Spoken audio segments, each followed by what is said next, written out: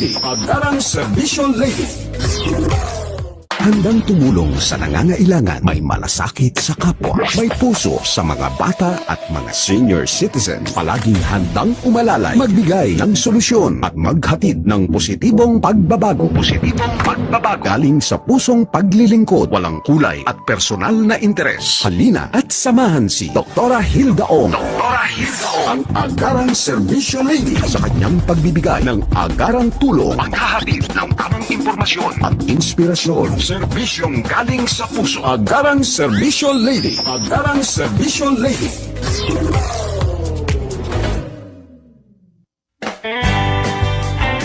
Health and Travel at Serbisyo Publiko. Serbisyo Publiko with Dr. Hilda C. Ong. Ang programang tunay na serbisyo publiko na nakaka-touch ng puso. Health and Travel at Serbisyo Publiko, ang programang tunay na serbisyo publiko na nakaka-touch ng puso.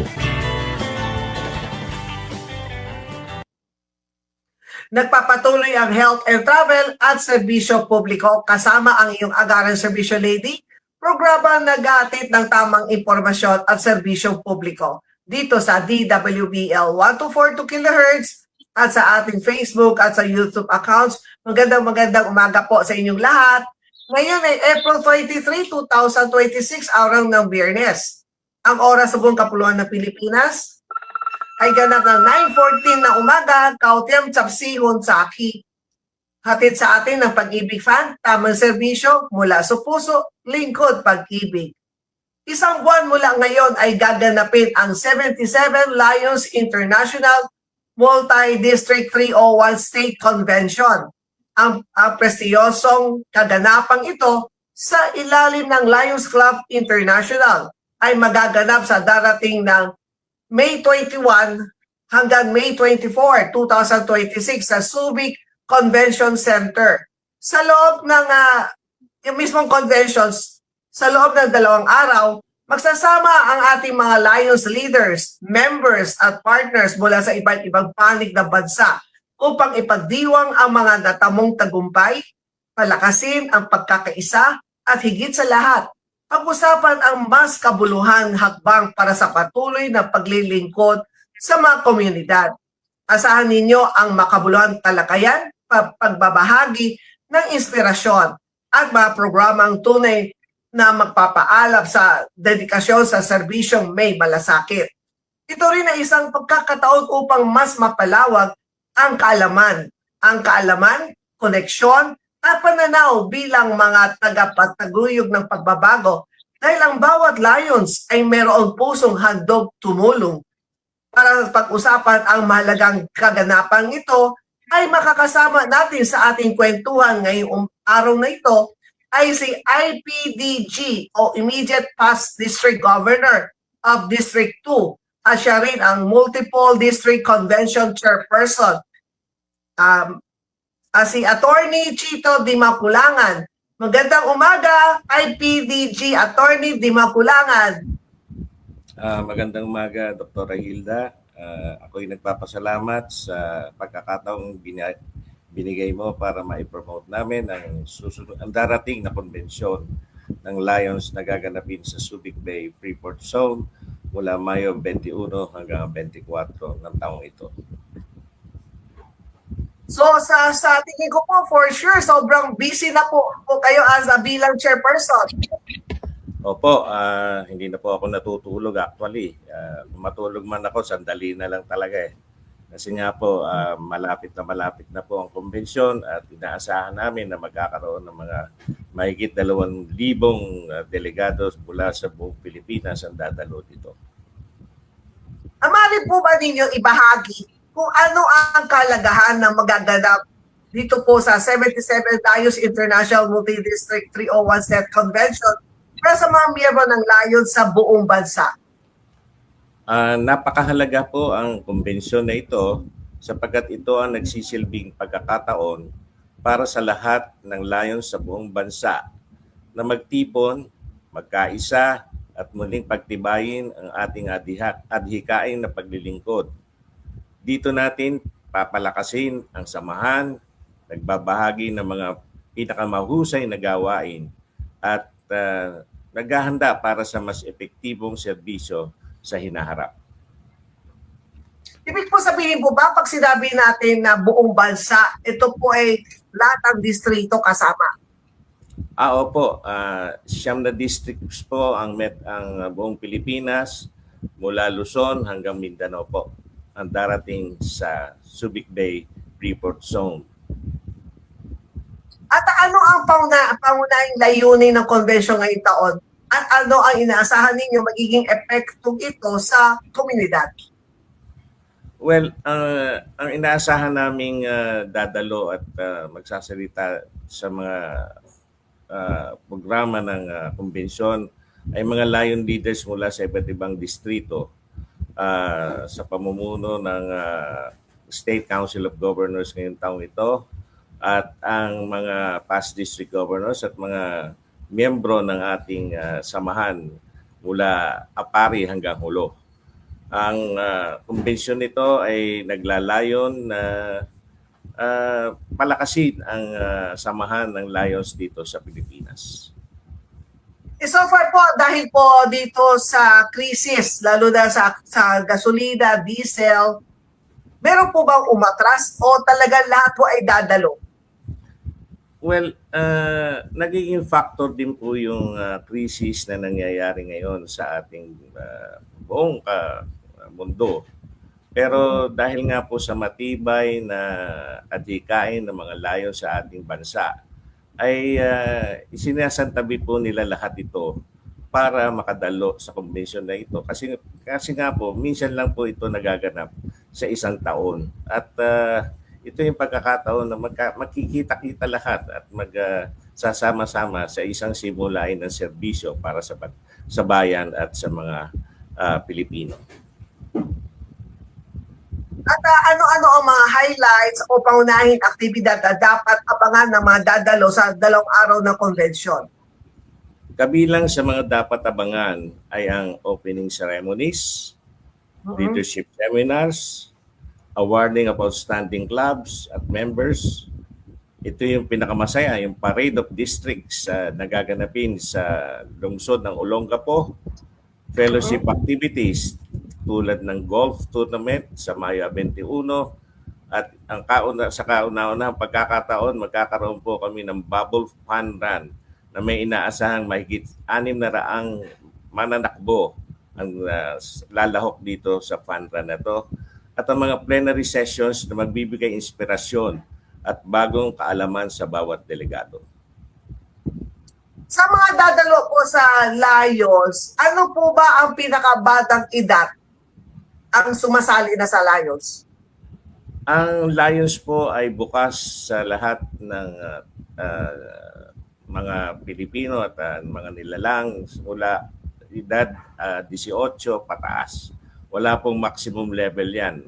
Hanggat ready kayo ng magserbisyo para sa tao, welcome po kayo. Ang importante lang po ay nasa edad 18 na po kayo pagsali niyo po sa Lions. Pero meron din po kami mga Leo clubs para doon sa mga may edad 18, mababa sa 18. Ang mga Leo po ba kasama din po sa convention na ito sa darating na convention? Ay, opo. Ang Leo po ay meron sariling programa na hinanda para sa mga Leo members na dadalo sa Subic Bay Freeport Zone Convention po. Sino-sino ang mga inaasahan dadalo at magsasalita sa event? Meron bang mga espesyal na panauhin? Sa ngayon po, ang naimbitahan po namin at sumang-ayon na ay dadalo po si International Director Yo Watchin ng Malaysia. Siya po ang kasalukuyang International Director na nakakasakop sa aming area na OSIL or Oriental and Southeast Asian Lions area. Siya po yung naimbitahan at siya po ay nagbigay na ng kanyang sagot na siya po ay dadalo. Hindi lamang po siya dadalo sa konbensyon, kundi sasama rin daw po siya sa mga fellowship activities tulad ng golf tournament po. Paano po o meron bang naiba ang convention ngayong taon kumpara sa nakarang taon?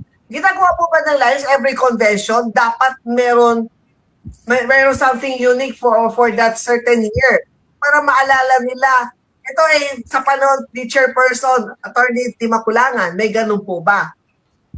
Ang convention ngayon taon nito ay mas nakatuon sa makabagong pamamaraan ng paglilingkod. Mas eksklusibong partisipasyon at paggamit ng teknolohiya upang mapalawak ang ating reach or impact. Mas dynamic po ito ang programa upang mas maging engaging para sa lahat po. Yan po ang pinrepara po ng aming committee para sa taong ito.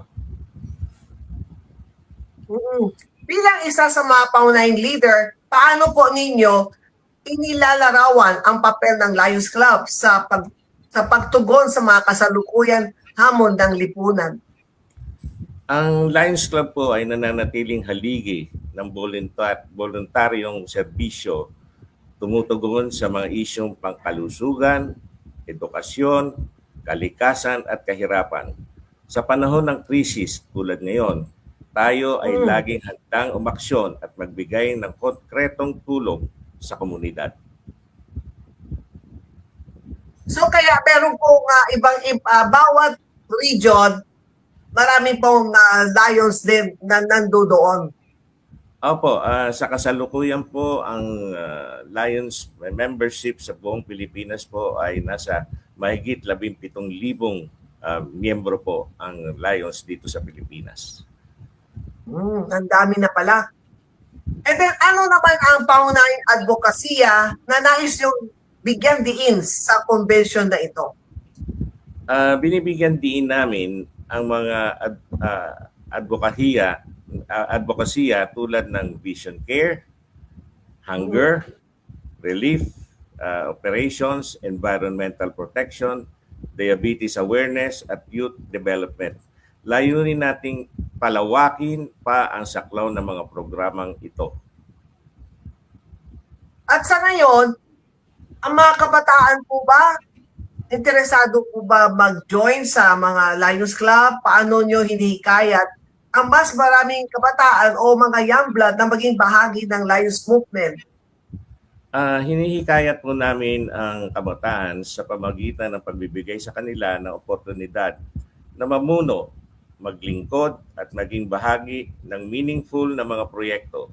Pinapakita natin ang pagiging Lion ay hindi lamang serbisyo, kundi isang makabuluhang paraan ng pamumuhay. At ano naman, sa base po sa inyo, ano yung naging personal yung inspirasyon sa iyong patuloy na paglilingkod sa pamamagitan ng Lions Club? Wala po kayong, sabi, kung na-reach mo na ang pagiging immediate past district governor, kayo po ba na-reach ko na yung pinakabataas na ako po meron po bang certain, magre-retiro na ako. Wala pong ganun sa Lions Club. Well, actually, yun nga po ang alam ko mangyayari dahil naging district governor na po ako. Pero ang nangyari po, nagkaroon lang ng bagong assignment. Katulad nito, ako po ang multiple district chairperson ng buong Pilipinas. Dati po isang distrito lamang hinahawakan ko, ang District 301D2. Ang aking inspirasyon ay ang patuloy na makita ang positibong pagbabago sa buhay ng mga taong ating natutulungan. Ang simpleng ngiti at pasasalamat mula sa komunidad ay sapat na upang ipagpatuloy ang aking misyon na makatulong sa mga naghihikahos sa ating bansa. At sa mga miyembro, yung mga nakapag-registered na, yung mga nagbayad na sila i-join, bakit mahalaga dumalo ang bawat miyembro sa ganitong uri ng convention para kung sakali meron pang nagdadalawang isip, pupunta ba ako, tutuloy ba ako o hindi? Actually, Dr. Hilda, mahalagang dumalo ang bawat miyembro dahil ito ang nagpapalalim ng ating kaalaman, nagpapalawak ng ating network at nagpapalakas ng ating diwa sa pagkakaisa bilang Lions. Kaya importante po talaga na ang bawat miyembro ay dumalo sa konbensyon. Meron nga po dito na bilang suporta sa konbensyon, kahit hindi po sila makadalo, nagre-register po sila kasi nga po, yun po ang kanilang marubdob na paniniwala na dapat tumulong ang mga miyembro sa ating organisasyon dahil ito po ay tumutulong din sa mga kapwa nating mga Pilipino at sa iba't ibang bansa po. So ibig sabihin, kung talaga meron silang previous commitment na natapat doon sa mismong araw ng convention, pwede din sila kung magbayad ng registration kahit na hindi sila makapunta. Opo, meron po mga ganun na bilang pakita lang na suporta sa ating organisasyon. Kasi nga po, yung mga malilikom na pera para dito sa convention nito, maitutulong din po ito sa pamagitan ng mga civil service projects ng Lions na ginagawa para sa mga Pilipino dito sa ating bansa. Sa mga first time na a-attend ng convention, sa bilang chairperson, ano ang maaari nilang asahan kapag sila dadalo pagdating sa kaalaman, inspirasyon at oportunidad mula sa event na to, lalo sa mga hindi pa nakapag-join. First time lang nila mag-join ng Lions Convention. Ang maipapangako po ng aking committee sa bawat dadalo ay uuwi na may bagong kaalaman, inspirasyon, at mga oportunidad upang higit pang mapahusay ang kanilang paglilingkod sa kanilang komunidad po. Sigurado po kami dyan dahil marami po kami prepara para sa paglawak na kanilang kaalaman sa Lionismo po. At talagang talagang super busy po kayo bilang chairperson kasi ang laki nung in-organize po ninyo, buong Pilipinas po to. Opo, hindi ko po akalain sa edad kong ito ay mapapasabak pa ako sa ganitong napakalaking proyekto. Pero bilang Lions member, ready po ako tanggapin ang lahat ng hamon na ibibigay sa akin. Kasi nga po, malaki po ang paniniwala ko sa organisasyong ito. Ako po'y naging miyembro since 1985 pa. Kaya dito, wala po akong sinalihang civic organization kundi po Lions lang. At sino-sino po ang tumutulong po sa inyo? Marami po. Karamihan po na tumutulong sa akin ay ang mga committee ko sa aking distrito at yung pong siyam na district governors na kasalukuyang nakaupo sa Council of Governors sa pangunguna po ni District Governor Paul Cortez ng A2, the District Governor JP Cruz ng A3, District Governor Charles Park ng A4, District Governor Popop San Agustin ng B1, District Governor Kiki Romualdez ng B2, District Governor Josephine De Leon ng District C, Jimmy Castillo po ng District 301 D1 at si District Governor Johnny Angte ng District 301E ng Mindanao po. Lahat po sila ay tulong-tulong para maparami ang dadalo sa convention ito. Kapag po kayo nasa convention, ilang percent, nasabihin natin nasa 2,000 plus, mga ilang percent mga kilala mo sila sa pangalan? Actually, hindi po magkakakilala halos eh. Pero yung kakilala mo ay pwede mo ipakilala sa hindi nakakakilala. Saka meron po kaming convention badge ngayon na may picture at pangalan. Kaya pagka nagkita-kita po, talagang makita lang yung convention badge na isusuot nila ay para pong matagal na sila magkakakilala. Impact, iba po nagbebeso-beso, nag-aakapan kasi nga po malalim po ang pagsasama dito sa Lions po. Kaya kahit hindi po magkakakilala, basta't nalaman Lions, iba na po yung pagtingin nila sa bawat isa po. Sa iyong pananaw, paano makakatulong ang convention na ito para itong pinalakas at mas makabulang serbisyo ng Lions Club sa hinaharap? Ang convention pong ito ay magsisilbing pundasyon para sa mas pinalakas na serbisyo. Magbibigay ito ng malinaw na direksyon bagong ideya at mas matibay na samahan na magdadala sa Lions Club sa mas mataas na antas ng paglilingkod. Yun po ang aming inaasahan mangyayari sa kumbensyong ito. At sa May 21st, ang May 21st po ninyo, ito po ba yung sinasabi mo, yung meron po kayong para sa golf and fun run? Ang golf tournament po ay magaganap ng May 21. Doon din po magaganap yung kauna-unahang cruise sa yate ng mga delegado na gustong makalasap ng sumakay sa yate at magkaroon ng dalawang oras at kalahating fellowship sa loob sa yate po na iikot sa buong Subic Bay po. Yun po Wow, at tapos ano naman meron sa May 24? Ang May 24 nga po ay ang fun run na inorganisa. It's a Bapol fun run. Pwede rin po hindi kayo mag-run, mag-walk lang po. Yung bang makita mo yung 600 na dadalo na enthusiast ng pagtakbo sa Pilipinas po. May mga iniimbitahan po kami mga celebrity para sumama po sa fun run na ito. Marami po bang mga celebrity na miyembro din po ng Lions? Ay, opo, marami lang po. Marami din po. Kaya lang po, hindi ko po pwedeng isabihin kasi nga po for privacy reasons. Kasi nga po, mabuti po yun medyo nasa background lang po sila. Pero meron po mga celebrity talaga at mga politiko na sumasali po sa Lions para lalong lumawak ang kanilang pagtulong sa ating bansa. At ano po ba ang iyong mensahe sa mga Lions members at sa mga nagnanais pang sumali sa organisasyon? Sa lahat ng Lions members, pagpatuloy natin ang dedikasyon ng serbisyo sa mga nagnanais namang sumali. Bukas ang Lions Club sa sinumang may pusong handang maglingkod. Sama-sama nating baguhin ang mundo, isang komunidad sa bawat pagkakataon. Sa mga hindi pa po nagpaparehisto, 3 lang po ang message ko sa inyo. 3 salita po. Register, register, register. So, ibig sabihin, pwede pa rin sila humabol?